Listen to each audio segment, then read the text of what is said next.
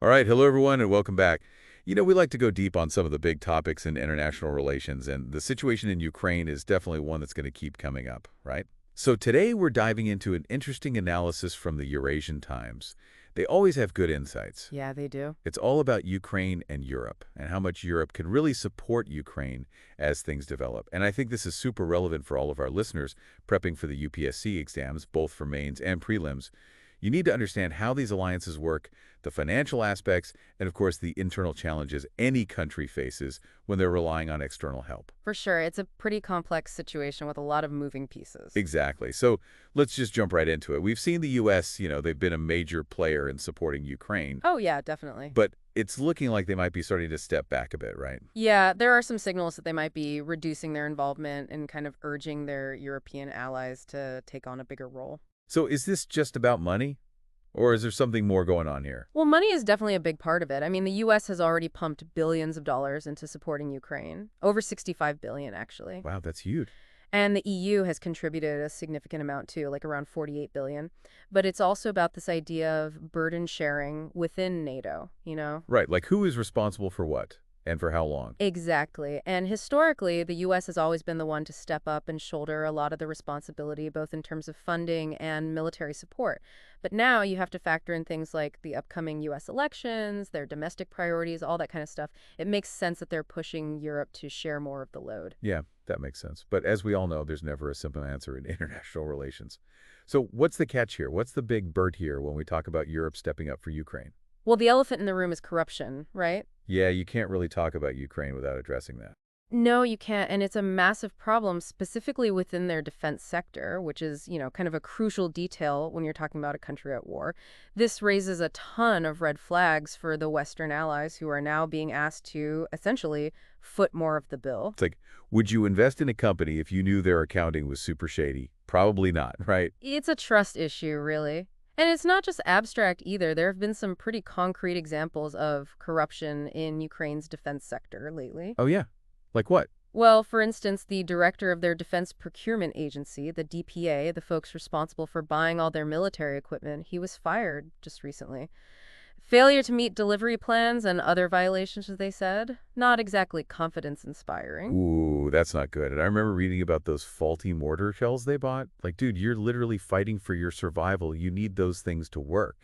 Right, and it's not just that one incident either. The Ukrainian parliament and even their own defense industry association have been making noise about all these supply disruptions and the lack of transparency in the DPA's, procurement process. So it's like systemic then. Seems that way. I mean, think about it. Ukraine ranks 105th out of 180 countries on the Corruption Perceptions Index. Yikes, that's not a good neighborhood to be in. Not at all. And this level of corruption, it has a knock-on effect, right? It makes Western partners hesitant to send more aid. It impacts the effectiveness of the Ukrainian army, their morale.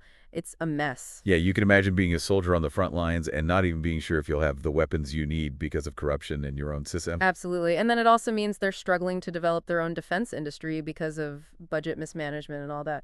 It's a vicious cycle. It really is.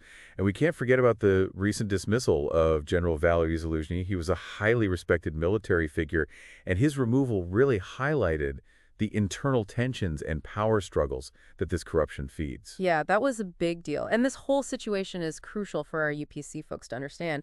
It's not just about knowing who's giving money to whom.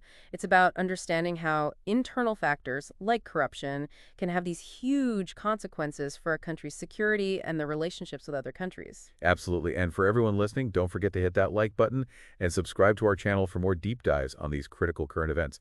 And if you've got any burning questions, leave them in the comments below. We'll see you in the next one. So we've talked about the problem, but I think our listeners are smart folks and they're probably already thinking, okay, so what's the solution? What can Ukraine do about this? Well, the simple answer is reform. Okay, easy to say, right? But what does that actually look like? Well, it's got to be a big reform, not just like tweaking a few things here and there. We're talking a total overhaul of how things work, starting with the legal framework around stuff like procurement. That's how governments buy stuff, and intellectual property rights, too. Right, because if I'm a Western nation, I don't want to give my best tech to a country where it might get stolen, right? Or the designs end up on the black market. Exactly. It's about building trust. And then it's not enough to just have laws on paper, is it?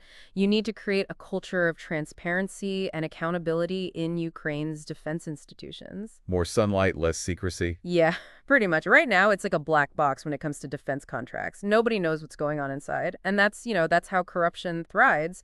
If there was a more open system where everyone can see what's happening, where there's competition, that would be huge. And that ties back to what we were talking about before with the whole corruption perceptions index, right? If everything's out in the open, it's way harder for corrupt officials to, like, hide in the shadows. For sure. And then on top of that, you need independent audits, like real watchdogs that can investigate and actually expose corruption without getting shut down. So not just for show, these watchdogs need teeth. Yeah, exactly. And that requires political will, right? The Ukrainian government needs to prove they're serious about this, not just saying nice things. They have to empower these oversight bodies to actually do their jobs. And this is a good point for our UPSC folks to think about too, right? The role of civil society in all of this. A free press, citizen groups, they can hold the government accountable. Absolutely. But to get down to brass tacks, what kind of specific reforms are we talking about? Well, for starters, they've got to streamline all these crazy regulations that are basically strangling their own domestic defense industry. Too much red tape. Way too much. It's killing innovation. It's preventing Ukrainian companies from contributing to the war effort. It's like, imagine trying to run a marathon with your shoelaces tied together. Not very effective. No, not at all. And then the whole procurement process, it's got to be revamped. Right now, it's just way too easy for corruption to sneak in because there's no transparency, no real oversight. So open up the bids, make it competitive, and make sure every step of the process is, like, documented and visible. Exactly. And all of this, it wouldn't just reduce corruption. It would make Ukraine a more attractive partner for Western countries, right? Think about it. Those countries are sending billions of dollars. They want to know that money is being used well, not ending up in some corrupt official's pocket. And that brings us back to that burden-sharing idea. With the U.S. maybe stepping back, Europe's taking center stage, and they're going to be watching closely to see if Ukraine's serious about cleaning up our act. It's make or break time, basically. Ukraine has to convince Europe that they're not just fighting a war on the battlefield, but also a war against corruption within their own system. Okay, so we've talked about what needs to happen. But what if it doesn't? What if they don't fix this? What are the consequences? All right, so let's talk about the what ifs. What if Ukraine doesn't get this corruption thing under control? What does that world look like? Well, it's not a pretty picture. I mean, the stakes are already super high, but if they can't convince their Western partners that they're serious about change, things could go south pretty fast. Like, what are we talking about here? Well, think about it. If Western countries start to lose faith, that pipeline of weapons and financial aid, it could dry up. And that would leave Ukraine in a really tough spot, trying to defend themselves without the resources they need. Exactly. It would be like, I don't know, trying to put out a fire with a garden hose. You might get somewhere for a while, but eventually. Yeah, you're going to get burned. And it's not just the immediate impact on the war, right? What about their hopes of joining the EU? Oh, yeah, that's a big one. The EU has been super clear that membership depends on good governance, the rule of law, all that.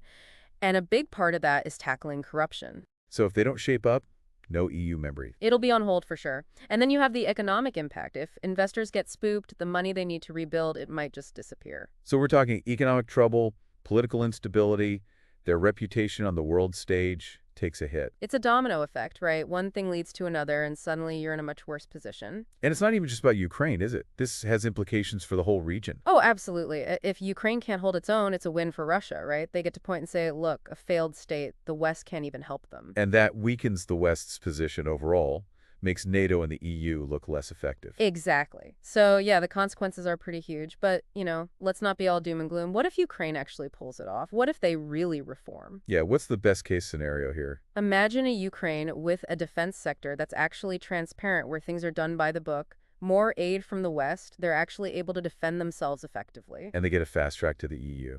It would certainly improve their chances, wouldn't it? It would show they're serious about being part of the club, about sharing those European values. It would be an amazing turnaround, like a real success story after everything they've been through. It would be a powerful message, for sure.